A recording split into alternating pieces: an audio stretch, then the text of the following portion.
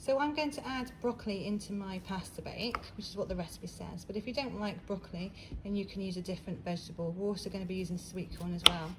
Now what we've got here is we've got the big floret of broccoli, and we're going to break down into smaller pieces. And then for allow it to cook quickly, we need to cut it into small pieces. So using the claw grit that we've got here, you can see that we're breaking the broccoli into small pieces.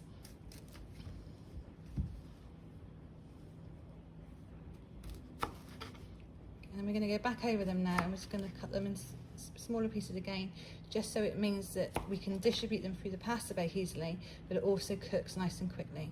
Remember to be careful of your fingers when you are slicing. Okay, when your water is boiled, you can then add in your pasta. Be careful adding in the pasta if you don't want it to splash back at you and scald you. And then using a wooden spoon, you can give it a little quick stir round, and then you can leave it to cook. Now once it comes back to the boil, and that's lots of fast bubbles, you need to reduce the heat to allow it to simmer. So if it's on, say, 8 at the beginning, you need to reduce it down to sort of 5 to allow it to simmer, and you need to leave it to cook for about 10 to 12 minutes. Once you have chopped up all your broccoli, you then need to add it to your pan with the pasta, and again, go really careful not to scald yourself with the boiling hot water. Once it's in, give it another stir, and leave it in the pan to cook with your pasta. Okay, in the last 2 minutes of your pasta cooking, we're going to add half a tin of sweet corn. You need to make sure that you drain your sweet corn first, and then we're going to add in about roughly half a tin of sweet corn, and again we're going to give it a stir and just allow it to finish off cooking for a minute or two.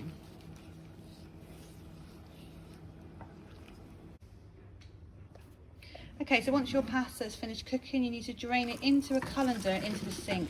Now you need to be really careful on this. You need to keep your hands and your fingers out of the way because they could get scalded by the water, but also the steam could come up the top and hit you in your face, so please be careful.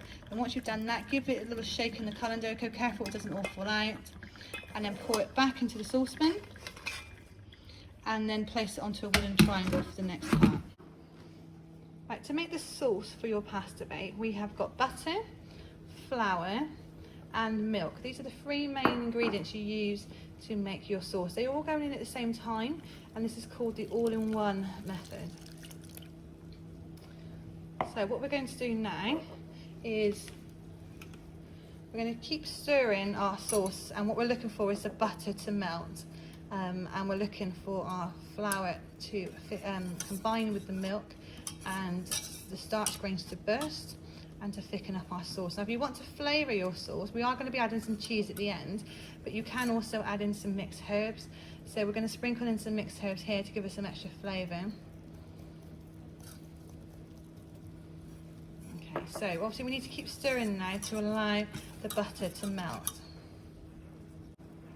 So what you should see in your sauce is that the butter is starting to melt, and the milk starts to change colour, starts to pick up more of a yellow tinge. You're also looking to combine the flour fully in with your milk so it becomes more of a liquid. Now when the starch grains burst in your flour, this will be about late 60s degrees, so sort of 68, 69 degrees. What we're looking for there is for the protein in the flour to burst, the starch grains to burst. What will happen is your sauce will suddenly thicken, and you will feel a difference in your sauce when you're stirring, and you will also see lots of bubbles. So this process, as I said before, is called gelatinization. Now what's really important when you're making a sauce is you keep stirring all the time so we don't get any lumps forming at the bottom. If you were to walk away from your sauce or be busy talking to your friends, you could find that your sauce is really lumpy. So we're using a whisk, or you could use a wooden spoon, but it's really important to keep stirring your sauce all the time. So by now you should see that your sauce is starting to thicken, and you should be able to see some big bubbles forming that we know that it's come to the boil. There you go, some lovely big bubbles there. And what we're going to do at this stage, we're then going to add in your cheese. Now with your cheese, you might want to put half into your sauce and half on top at the end. So we can add our cheese in. And then we're going to give it a stir around so that it all combines and melts inside. Now if something's gone wrong with your sauce and it's become too thick, then what we can do is add in a little bit more milk. But if you've measured out all the ingredients correctly at the beginning, it should be perfect.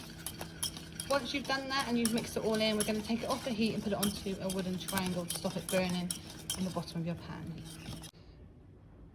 Okay, the next stage we need to do is to add in our tuna. So just using a fork, we're breaking down the tuna, we're scooping it out of the tin and placing it into the saucepan. Okay. We're then going to add in our sauce.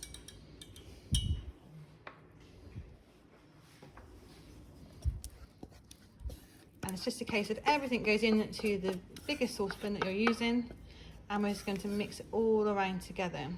So when you're mixing, just go careful because we don't want to mush it all together. We just want to very gently just stir it all around so it's all evenly mixed and the sauce goes through all of the pasta and the vegetables and the tuna. Now once you've mixed it all in and you're happy that everything's mixed in, you're then going to put it into your container. So if you remember, we've asked you to bring in an oven-proof dish. So you're then going to pour it into the oven-proof container. And if you've got any cheese left over, because you remember we only put half of the cheese in the sauce, we're then going to sprinkle the rest of the cheese on the top. But it's really important that you've got an oven-proof container. Otherwise, when you put it in the oven when you get home, it's likely to melt. So just sprinkle the cheese over the top so it'll give a nice golden brown topping when it melts. Fantastic.